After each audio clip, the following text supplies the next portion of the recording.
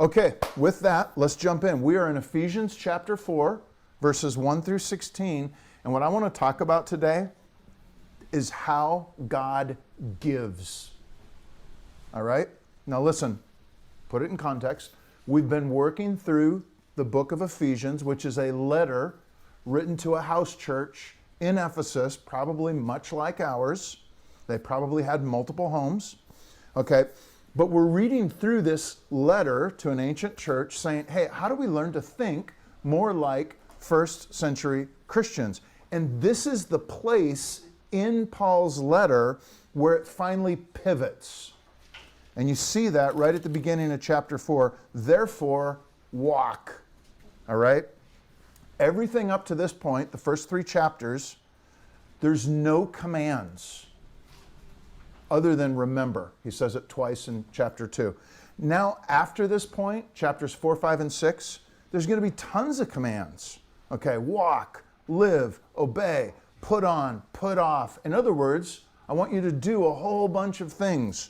This is the pivot between everything he wants us to think about and now how he wants us to live. Now, what's interesting in this, in spite of Paul's shifting to our actions and our doing, in this passage in particular, there is still a surprising emphasis on God's actions and his doing, and most specifically in God's giving. Giving language occurs all throughout this passage. Actually occurs all throughout chapter 3 as well. Okay, what I want to focus on is what God gives to his people. 3 big ideas this morning. One is he gives a calling. 2, he gives gifts or giftings. We're going to talk about that. 3, I think he gives suffering. Calling, gifting, suffering. I want to look at those 3 things. There's so much more in this passage. So we could probably spend, I don't know if we'll spend next week on this passage as well, but these are the 3 things I want to focus on. What does God give?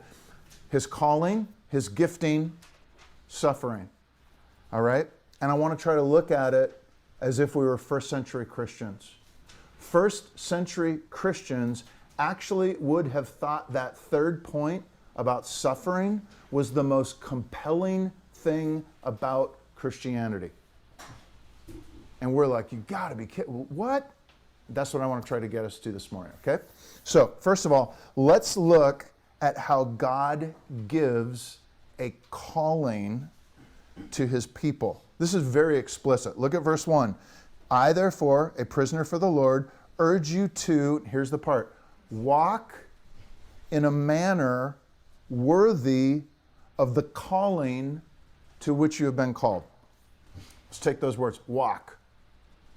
When Paul says walk, he's talking about how he wants them to live. He's not talking about going down to the park or something like that, all right? He uses that language in a lot of places. Walk, live. When he says worthy, walk in a manner worthy, one thing I just want to point out is he's not saying you need to earn it. Like if you walk a certain way and you're worthy, then God will love you or bless you. He's not saying that, okay? And I'm going to try to show you that as we go through it. He's not saying prove yourself worthy. Rather, he's saying something more like, as a Christian, you actually represent somebody.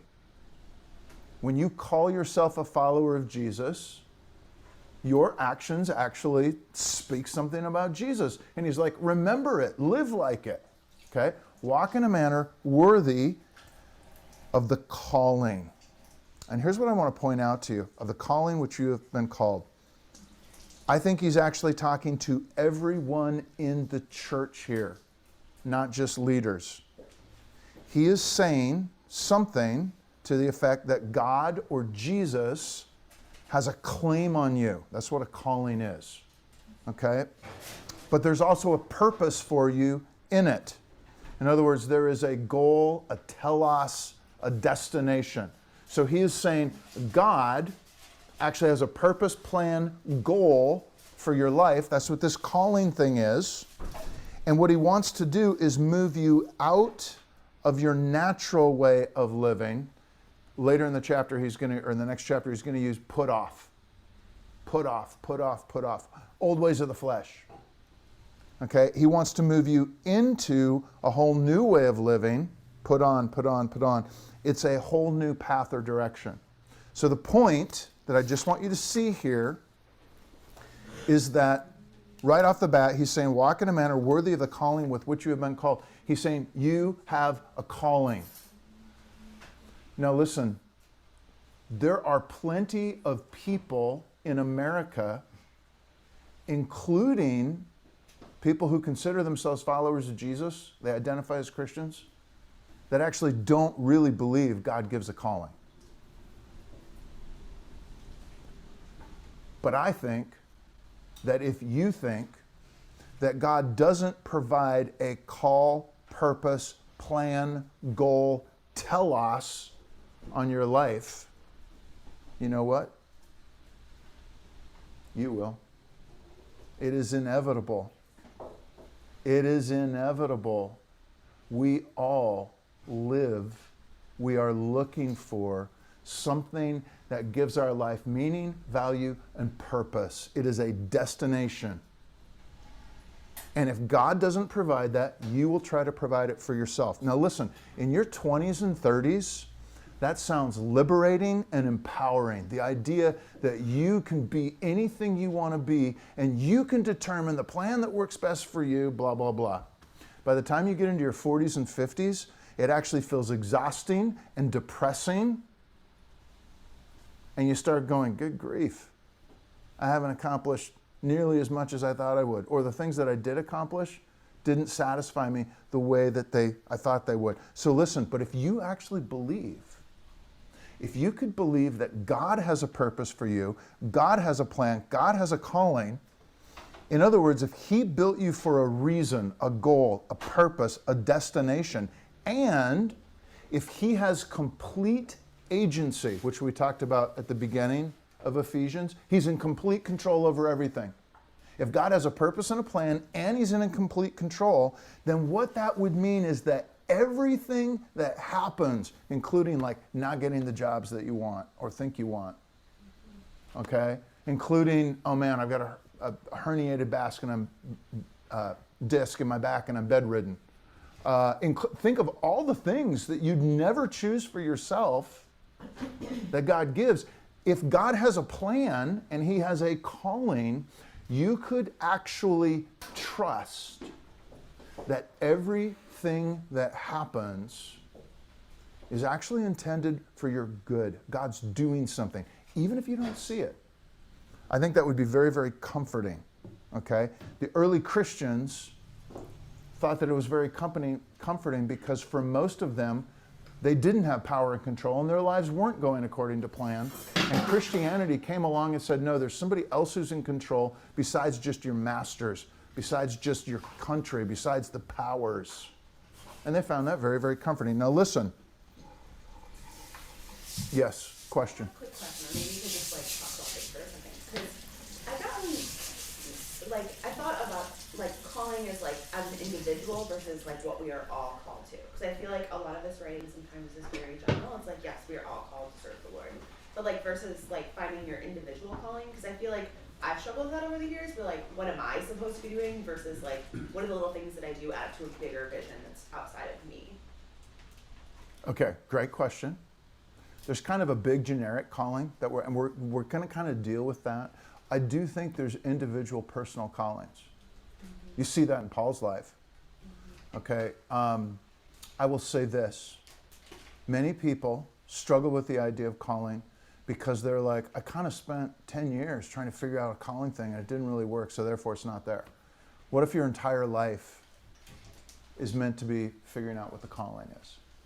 I'm like, oh, I'm turning 56 this year, and I feel like I'm finally starting to kind of understand what my calling is. So I do think the personal side may unfold over time. But there is something generic and universal, and that's what we're going to focus on today. I'm not going to tell you how to figure out what your particular calling. Yeah, you get to figure that out. We'll talk about it over beers and wine, and cry and I'll pat you on the back. And it's going to be like, that's part of the process. Yeah, I know. Okay, so what is the calling? Great segue. Look at verses 2 to 6. I want to point something out. He says, walk in a manner worthy of the calling to which you have been called. And then he launches into this list of things. Okay, he is describing a life so this is part of the generic calling. Humility. In other words, not thinking too highly of yourself. Gentleness, not being rough with others. Patience, not easily being frustrated by people or by circumstances. Bearing with one another in love, kind of a long-suffering tenacity. Eager to maintain unity, get people on the same page, versus, man, I wish this person would just leave or move on or get out. All right? There's tons of unity language in these verses. There is alignment with other people and with the Holy Spirit. Now, listen, I want you to think about something. Why would Paul emphasize all of these things unless he knew that these were going to be precisely the friction points that accompany the calling? In other words, I think Paul seems fully aware that the nature of God's calling is not for you to be blessed and to make your life run smoothly and be affluent. Rather, it's to move you into a more difficult direction or into really hard places where the path may not be obvious, so people disagree. The path may not be easy, so people quarrel or they separate. The path may be long and hard, so people get frustrated, they want to quit. In other words, do you see what I'm saying here? Whatever this calling thing is, one of the things we can say about it, I'm just going to say, what's the calling? It's into the storm. It's into the hard. All right? Now listen, in our culture, do you know what most of us think when we experience the storm and we experience hard? We think God's abandoned me or he's punishing me. And I think Paul is saying, no, this is actually where God's calling you. Do you see how that would be a huge idea? If you actually thought, oh, when my life is going like it is right now, that might be a sign. It's like in Pirates of the Caribbean, where Jack is trying to get back his ship, and they're like sailing into the storms, and he's just in this great mood. And basically, his first mate's like, what's got you such a fine mood, Jack? He's like, we're catching up. And it's that idea that you're going into the storm. So that's the first thing. God gives a calling that is into the hard.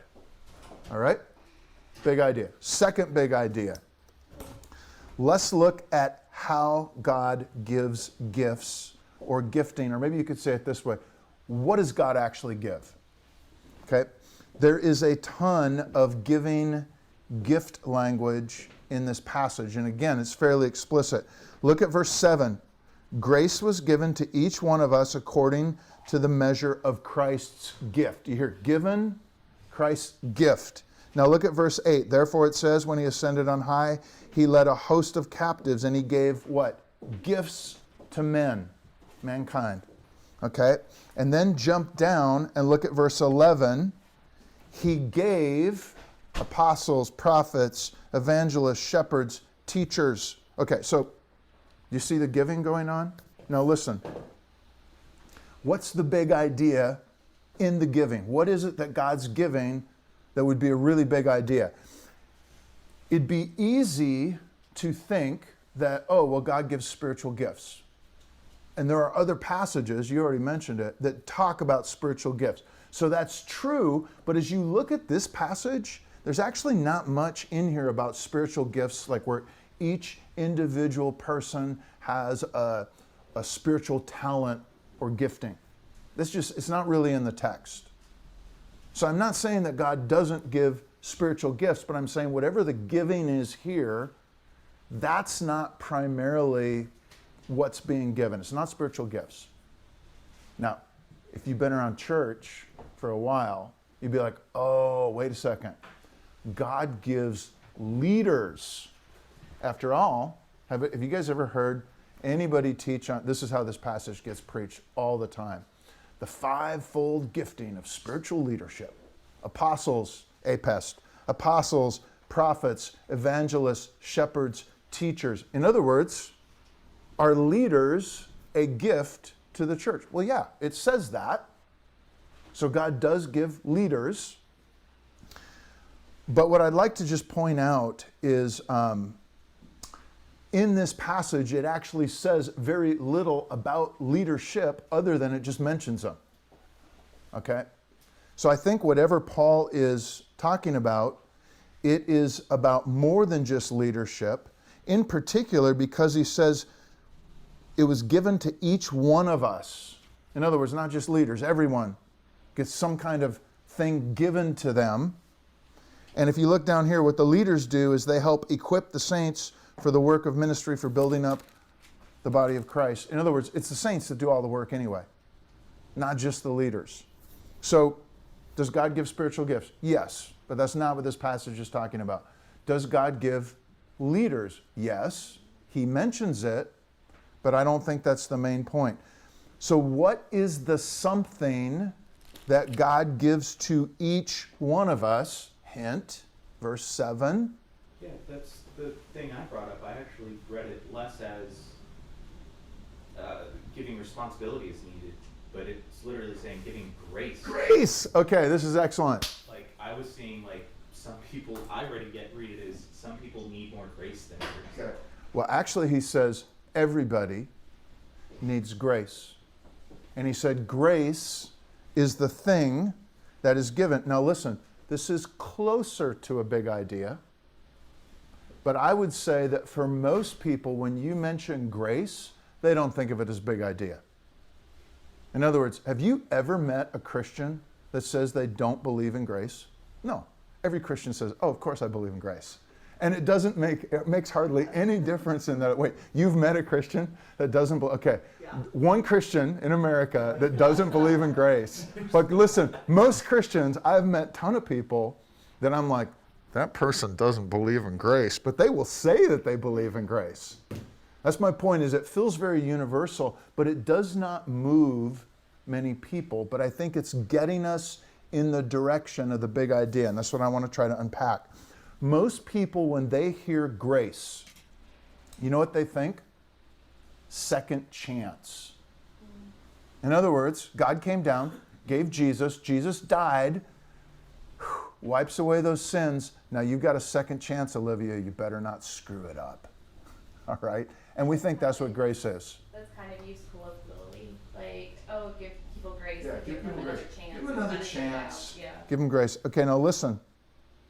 I think I'm going to give you a definition of grace.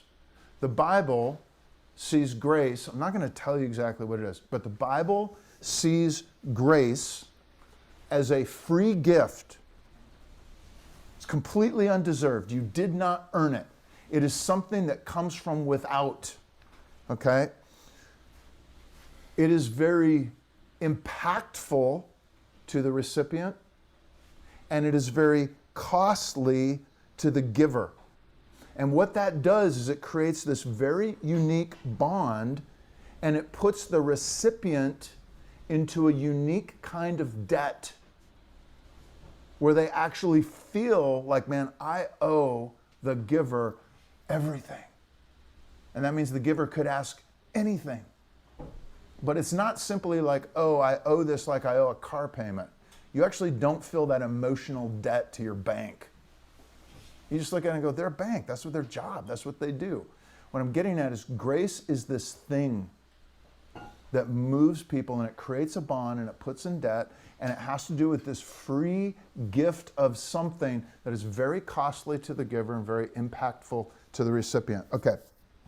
Now what I want to show you, there's actually some references to what this grace thing kind of is or does or comes along with. If you look in chapter 3, verse 2, assuming that you have heard of the stewardship of God's grace that was given to me for you. Paul is saying grace is somehow connected to stewardship. It's something that has to be stewarded. All right, that's interesting. Look at verse 7. Paul says that grace is something that makes him a minister, and it involves power. It like calls him into ministry. So it's something that needs to be like guarded and protected, but it also moves him into ministry. It is accompanied by power. Look at verse 8. It involves a mission to preach Christ to the Gentiles. And then when you get down in 4:7, this is the verse that actually helps us. Grace was given to each one of us according to the measure of Christ's gift. Now I want you to think for a second. What is the measure of Christ's gift? That is a very odd thing. What was Christ's gift? Himself. The cross. Listen, John 3:16. For God so loved the world that he gave his only son. What if Christ was the gift? What if, follow me, what if you're meant to be a similar kind of gift to other people? What if Paul wants us to see God's giving almost like spending? If God was willing to spend his only son, might he not also be willing to spend his saints? What I'm getting at, the big idea, is that what God gives, he is actually willing to give his saints into being spent. And now from the outside, that sounds hideous. What? God comes down to rescue people just to give them so that like he spends them? From the inside, it actually feels like a privilege. When God comes down and says, I'm going to invite you into my costly work of redemption, and you realize that the spending is for your good and for others' people good. And all I want to say here is if what Paul is getting at is that you have a calling into the hard, and the biggest gift that he can give you is actually to learn how to be spent. Do you see how that might be a big idea? Because most of us don't think that way. But the early church did. And that's why they poured themselves out for people around them. Because they actually believed that God might have given for them to be spent the same way he spent Jesus. Okay, now listen. That gets us to suffering. Okay, let's talk about how God gives suffering. This is the biggest idea of all. A Christian view of suffering as a gift from God. I'm going to qualify that in a second. The first century Christians actually started to see suffering as a gift from God in a way, I'm going to qualify it, that was actually deeply attractive, very compelling to non-Christians. And they said, I want to get in because of this. Now, first of all, if you're paying attention, you should be thinking, I don't see anything about suffering in this passage. And I would say, you're right, not explicitly. But then I would say, flip over a couple of pages to Philippians chapter 1, verses 29 to 30. Do this in your Bible. Flip over Philippians chapter 1, verses 29 to 30. 29, it has been granted to you for the sake of Christ that you should not only believe in him, but also what? Suffer for his sake. Engaged in the same conflict, the same hard that you saw I had and now hear that I still have. You hear that? It's been given to you not only to believe, but also to suffer. You hear that gift language there? Now jump up to verse 27. Only let your manner of life be what? Worthy of the gospel of Christ. What does this sound like? It sounds like Ephesians. You ready for this? You can go search through the New Testament for all the places where it mentions worthy, talking about, hey, I want you to live in a way that is worthy. I can give you a couple. Acts 5:41. They rejoiced that they were counted worthy of what? Suffering for the name. You want another one? Colossians 1:10. Walk in a manner worthy of the Lord, fully pleasing to Him, bearing fruit. And then he talks about patience and endurance, which sounds a lot like Ephesians. In verse 24 of Colossians 1, now I rejoice in my sufferings for your sake. You want another one? 1 Thessalonians 2:12. Walk in a manner worthy of God, who calls you into His kingdom and His glory.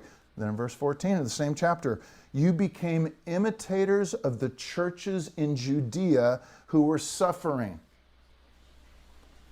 Hebrews 11 and 12.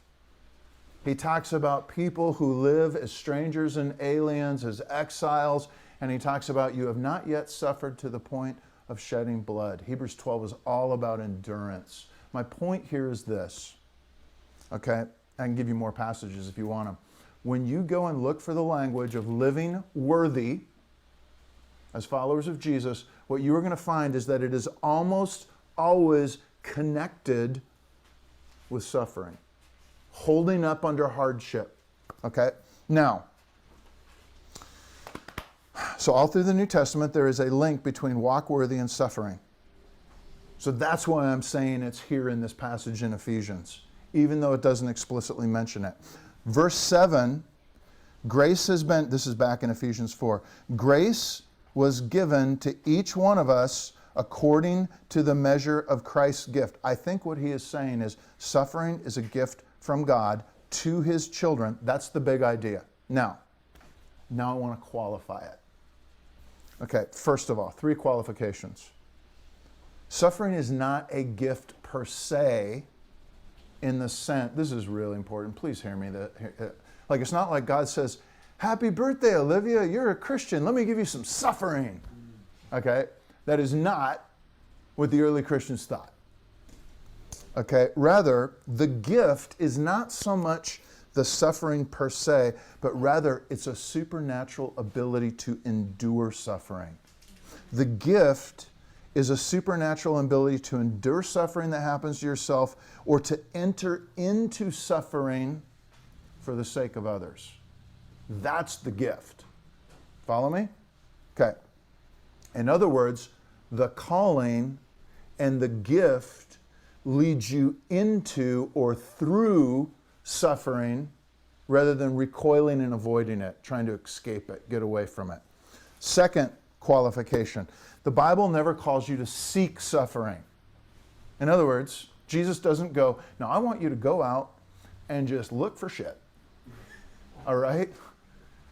Because I'm here to, teach you how to go through it. In other words, don't be stupid. There's a John Wayne quote that's attributed to him. Life is tough. It's tougher if you're stupid.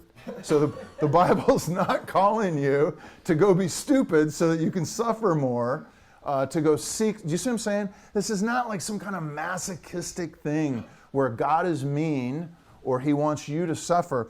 Rather, think about what God does say, the Bible does say. It says, seek the Lord, heart, soul, mind, and strength. Well, guess what? That's hard. Okay? It says, seek the shalom of the city where I have sent you to dwell as an exile. You're to pray to the Lord on its behalf. You're to work for its welfare, even when the people are enemies. I want you to pray for them. I want you to bless them. Don't persecute. All right? That's hard. The Bible calls us to seek the welfare of your neighbors. It's hard to know your neighbors, let alone care about them, let alone seek their welfare. Okay? This passage in chapter 4 is talking about growing up the saints. Okay, listen, that's hard. It is very easy, let me say it this way, it's much easier to build friendships and community around fun. Okay? Let's go to the pool. Let's go climbing. Let's travel. Let's go have some drinks. And you do that with people that you like. It is much harder to build friendships with the people that God brings. Anybody who wants to be a friend, I'm willing to be friends with them, even if I don't like them, even if I wouldn't necessarily want to hang out with them. Okay? It is hard to actually do this growing up thing because it centers around responsibility, growing up, sacrifice, doing the right thing. I don't know if you remember this from the membership stuff. The first century Christians made vows to one another. Okay, to always tell the truth, to always honor their commitments, to never defraud, to always say, Jesus is our Lord. That means Caesar's not.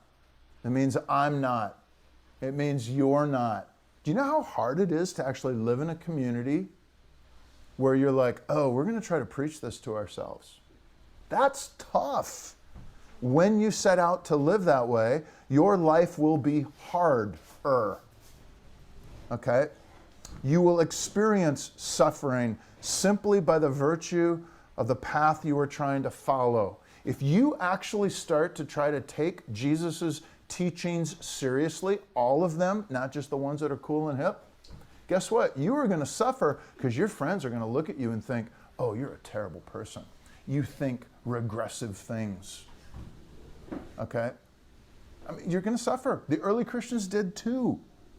Most American Christians in the 21st century build their lives around trying to avoid suffering because we're more American than Christian in many ways. The first century Christians were able to embrace suffering and to enter it, not to seek it out, but they could endure it when it happened to them, and they were willing to enter it for the sake of being with other people in their suffering. Okay? That's what Jesus did for us. And they thought, that's what Jesus did for me. If I see somebody in suffering, I need to be willing to open up my house, to open up my life, to open up my wallet and try to help those people, even if they're my enemies.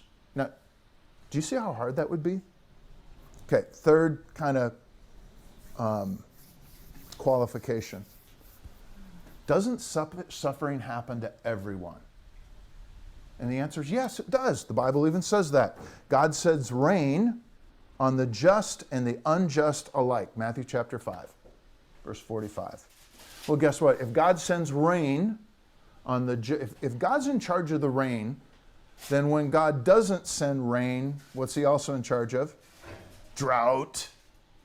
So if he sends rain on the just and the unjust alike, then that means when it doesn't rain someplace, he's sending drought on the unjust and the unjust alike. In other words, you see God's both blessing and suffering poured out in the entire world. Okay? But the Bible's view is that while suffering happens to everyone, it's very realistic about this life. For some people, God's people, or those of God's people who are learning to embrace it in a certain way with a certain reason, suffering can actually become redemptive, not just in your life, but in the lives of others. Instead of bringing death, suffering actually starts to give life. Here's what I mean by that. You start to enter into somebody else's suffering, and it is hard. But you see somebody else comforted. You see somebody else helped. And you find yourself going, this is worth it. You start saying no to things that you've always said yes to. You start saying yes to things that you've struggled to say yes to. Okay? And it's hard. You feel like you're suffering, but you see God start producing something in you, and you're like, this is worth it, even though it's hard. In other words, your ability to endure suffering and your ability to spend yourself for the sake of helping other people in their suffering, you start to become a different kind of person. That's what happened with the first century Christians. Jesus says, this is Mark 8, if anyone wants to come after me, be a follower, let him take up his cross and follow me, emulate me. His way of life, suffering. Anyone who seeks to save his life is going to lose it, but anyone who loses his life for my sake and the sake of the gospel is actually going to find it, both now and in the kingdom to come. If suffering could actually be a source of life, it could give you power to move through this world in a different way, where you're not shaken by the ups and downs. where you could actually move in and go, there is somebody else in need, and I am willing to spend myself completely to try to help them. That would make you a different kind of person, and I'm going to suggest that would give you an incredibly full sense of life. And the early Christians were onto it. You see how that'd be a big idea? So 3 big ideas. God's grace is to sustain you in suffering. His call is to reorient your life around Christ and around others, and about being willing to sit with people in their suffering and to point people towards Jesus and say, this is the place that's changed me. Okay, now the question is, do we as American Christians want that? Or do we just really want comfort, cool, I want something that makes me feel good? That's what this passage is about. It's about God's calling on every single one of us. It's about God's gifting. He's willing to spend his children. It's about suffering. It can actually be a source of joy, something that makes you strong, something that other people want to be around. Okay? Is that what you want?